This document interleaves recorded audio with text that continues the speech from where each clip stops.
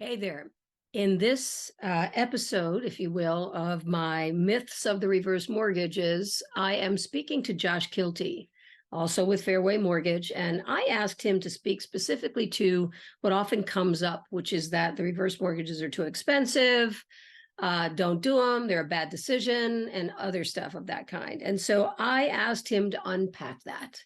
And it shocked me, frankly, that he actually shared something with me I didn't know before, but also explained it in a way I had not heard before. So it's really interesting stuff. Pay attention, because I think you're going to learn some stuff too, because I sure did.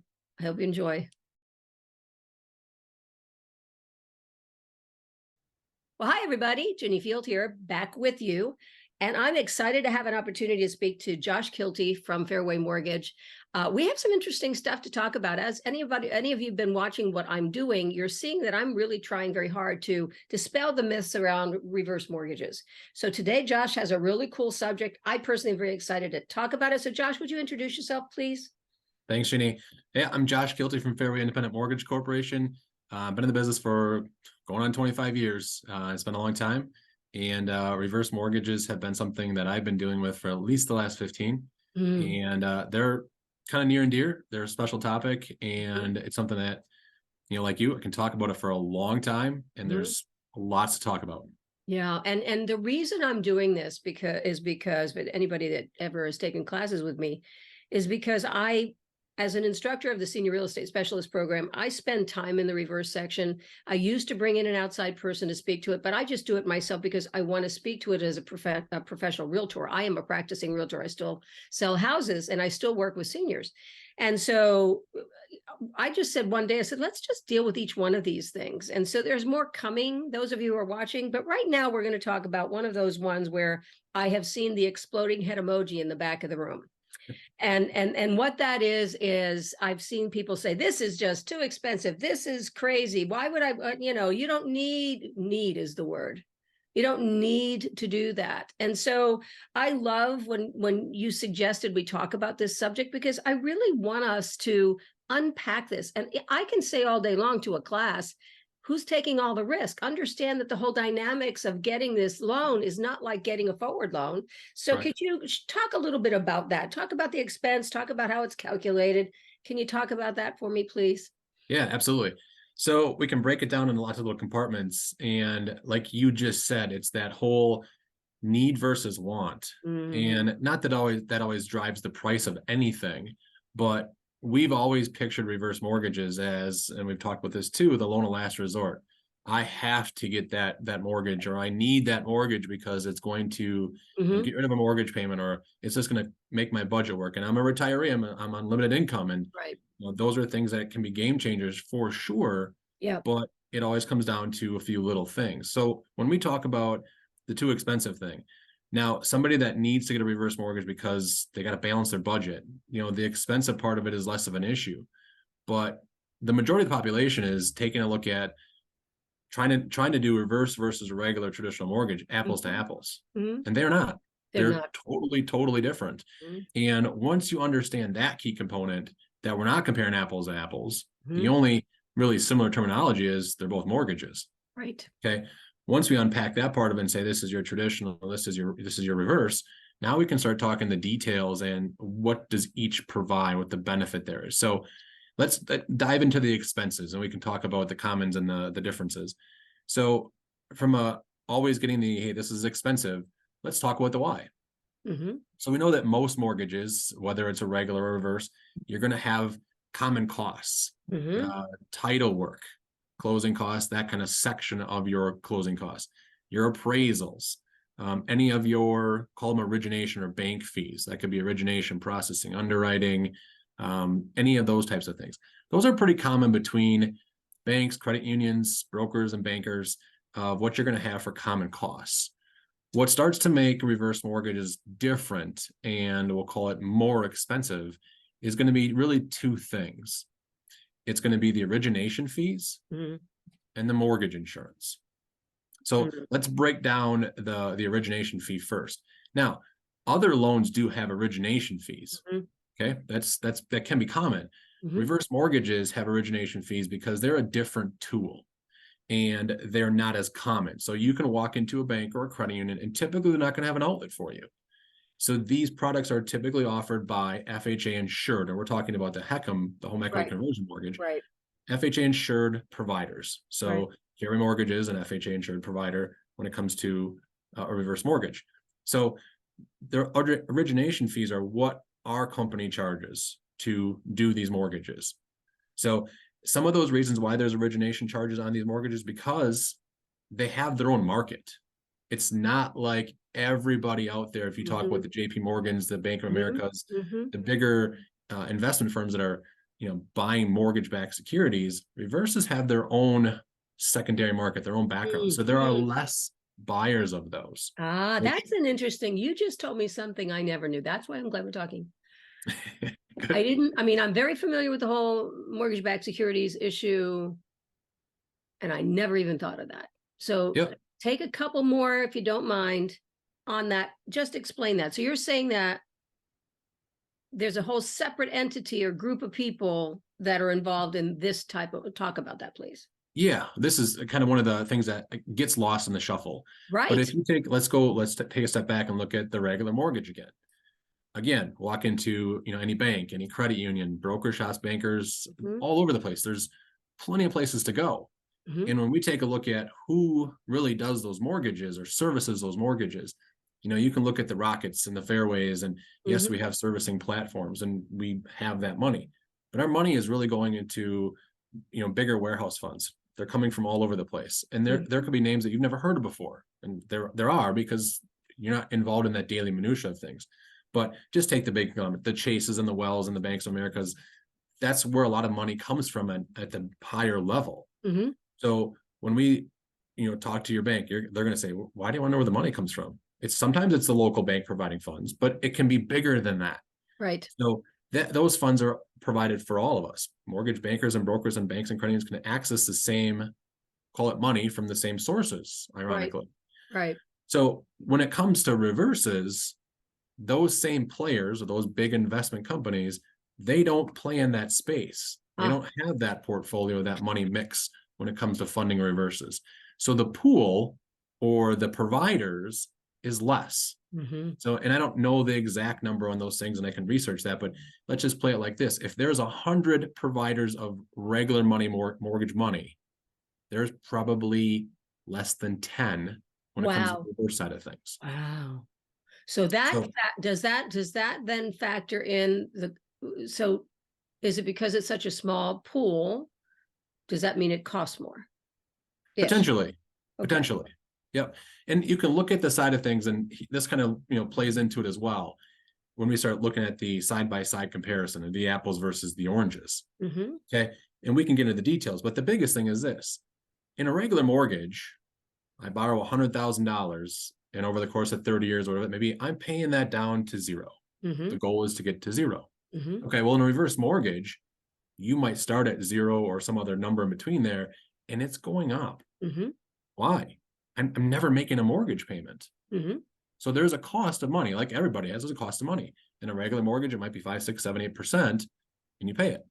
When reverse is, it's still 5, 6, 7, 8% cost of money, but I'm not paying it. So I'm not paying for the cost of the use of that money over the course of my life. Right. And we can do side-by-side comparisons. Take a 62-year-old, Right. the common age. I can get a regular mortgage or I get a reverse mortgage. Mm-hmm. And I might live 72 years old, 82 years old, 92 years old, over 100. And if you start looking at the math side of things and cash flow and assets, that's where this too expensive thing gets to be a term that doesn't really apply as much anymore, because we're not comparing apples to apples. We're Right. comparing apples to oranges, and there's a difference. Mm-hmm. So once you understand that and try to put a pencil to paper as to those costs and the benefits and the pros and cons, well, reverse mortgage sounds pretty good when you get to retirement age. Yeah. And it should be researched. Right. Does it fit for everybody? No. Does Right. it fit for most people? I think it does. Right. And my belief is that anyone that's age 62 or older that qualifies for reverse should at least check it out Mm-hmm. and Mm-hmm. and go through the costs. Yeah, and So I've had experiences with students where, again, going back to Nebraska, where there were 3 or 4 people in the room that realized after I spent time on this issue that they had people in their lives that were struggling. One of them was it was even in the SRES book, that was in the book, speaking to the fact that where she lives now is no longer a great neighborhood, raised her kids there, owns the house outright, the reverse, she fixed income, doesn't have a lot of money, but has the ability to get out of that neighborhood by using a reverse for purchase. So absolutely. yeah, you did a great job of explaining. So what else should we look at in terms of unpacking the expenses? Yeah. And So then also I want you to talk about the loan of last resort, because I hear that all the time. cool. Well, I'll go back to the expense side of things. So we talked about the origination fee, and yes, that those can range, Right. and there's limits on those things. But that's one of the big costs that comes into a reverse mortgage. The biggest cost, bigger cost, is going to be mortgage insurance. Yes. Every FHA HECM mortgage will have FHA insurance on it, and that can be a pretty large number. And it's just looking at the math. These numbers are based on your appraisal value. And then there's that percentage. So if you look at a reverse mortgage of whether it's 100,000 value or 200,000 or 300,000 value, your closing costs will go up the larger house that you have. Right. Because they're insuring that much more. Not insuring the value of the house, they're ensuring that eventually someday they may have to insure the value of that needs to get paid back. Right. So that FHA mortgage insurance is 2%. 2%. The value. So that of can the get value of the home or the value of the mortgage? the value of the home. Got it. So that's where you can get a pretty expensive number. And obviously we can do math. 2% of 100,000, 2,000. Start going up. $500,000 home, 10 grand. So it gets pretty expensive from that standpoint. And that's usually the fee that gets looked at the most because it is the biggest number. Right. And it adds up pretty quick. So that's well, why is that there? And why do I need that? And I own the house and I have a lot of equity. And yes, those are all true. But we're giving you the ability, and call it the guarantees with an FHA insured reverse mortgage, is you can live there for as long as you want to for the rest of your life, never have to make a mortgage payment. You still have to maintain your taxes and your insurance and the property in general, but no one's ever going to require you to make a payment.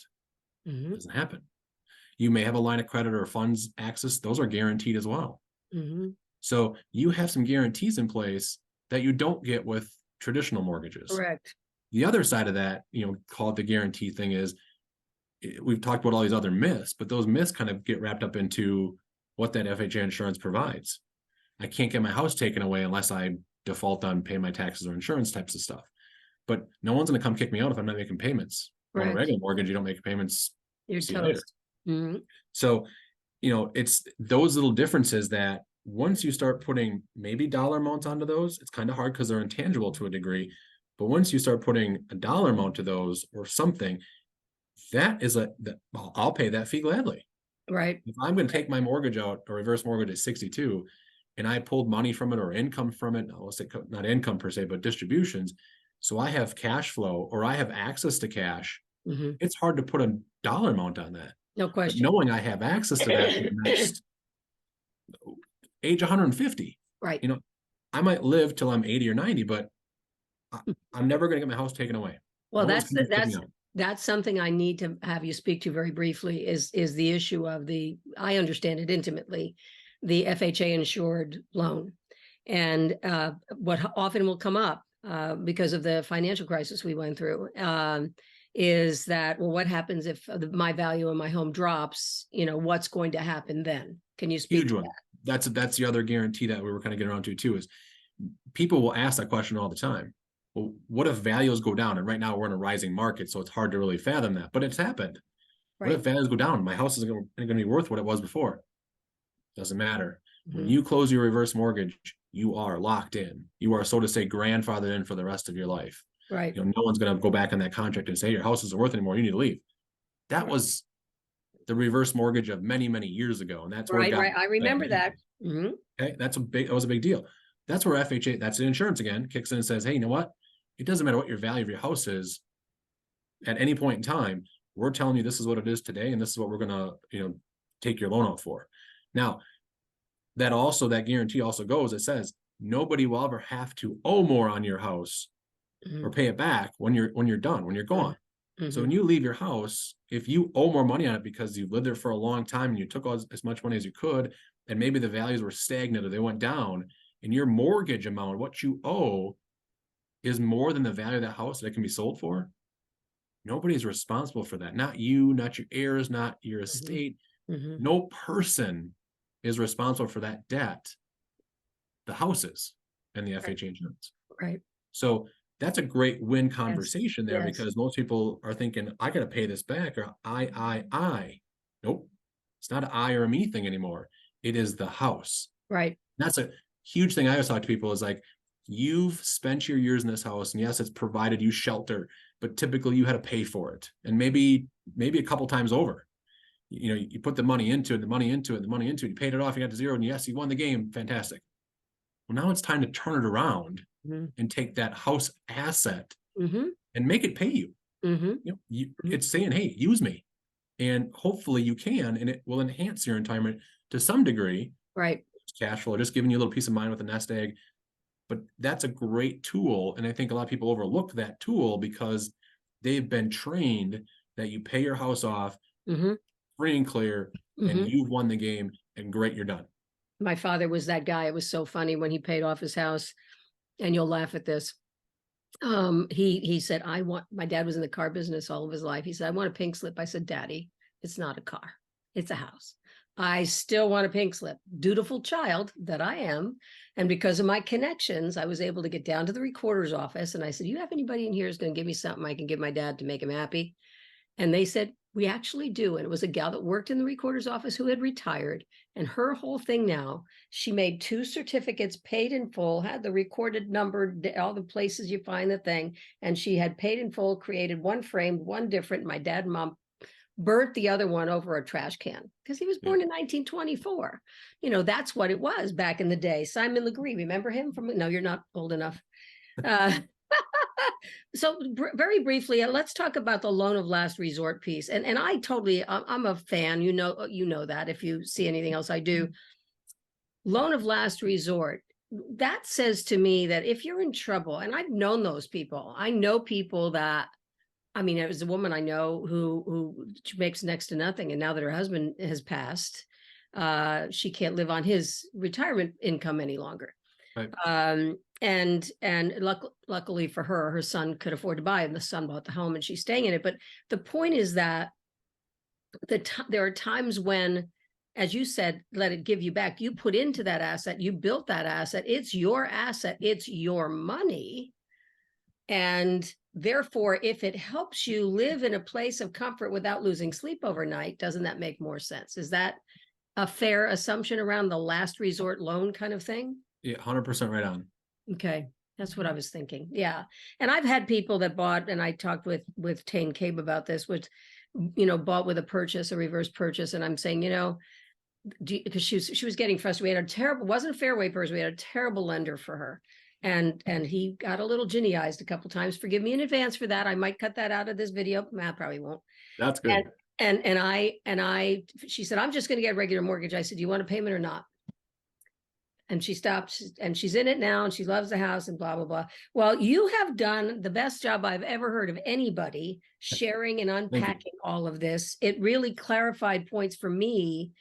And I will share with you whenever I teach this. I'm probably going to use this video to explain this part so I can get people kind of no longer the exploding head emoji moment in the back of the room kind of thing. So, Josh, I really appreciate you. Is there anything else you want to add, you think that should be added that I missed or we missed? No, I don't think so. My biggest thing when I talk to anybody is, you know, everybody looks at Social Security when they get to 62, or even prior to that. And the reverse mortgage is so uneducated, I guess is the word for it. There's just not a lot of information out there, and it's not so publicly made aware of. And I think anybody that's looking at retirement or doing retirement planning, just like you look at your Social Security statement every now and then, it's the same thing. Look at your home. Look at what it can do for you in retirement, whether you think you need it or not, or someone tells you that you don't. Research the why should I have one of these and get to that mindset of I want one of these versus need one of these. Right. And change that mindset. I think that's really what, you know, I know when I get to retirement age myself, I want one when I get to retirement, and I'm a ways away yet, but why do I want one, and why doesn't the 62-year-old person I met on the street not want one? Yeah. And that's why it's research. Well, totally so. And it's hard to get some people to get over what reverse mortgages used to be, because back in the day, there was some bad stuff that happened. You bet. And You bet. I'm not talking anymore about that because it's changed. Yep. I really appreciate your time, Josh. Delightful getting to spend some time with you. You too. I may reach out for maybe other stuff. Who knows? You never know with me. But what you said a moment ago, I am actively doing this kind of thing in order to try to get rid of the myths so people can realize the benefits and how it can really help them. And be in a situation where you no longer have a mortgage payment, and you don't have to worry about that ever for the rest of your life, and you can take that trip or you can do something else and no longer have to think about it. So I really appreciate your time so very much. Thank you, Josh. Thank you, Ginny. Talk to you soon. Perfect. Well, I hope you learned something, because I think we all have to have a better understanding of what a reverse mortgage can do for that person, for someone that is either in a situation where they need to, or in the deciding place, even sometimes with a financial planner, where they should. So I hope this helped you. You'll find his contact information at the end of the video. Please make sure you subscribe so that you can see more. I've got at least 3 or 4 more reverse mortgage myths to be addressed coming up soon, and I'll see you again next time.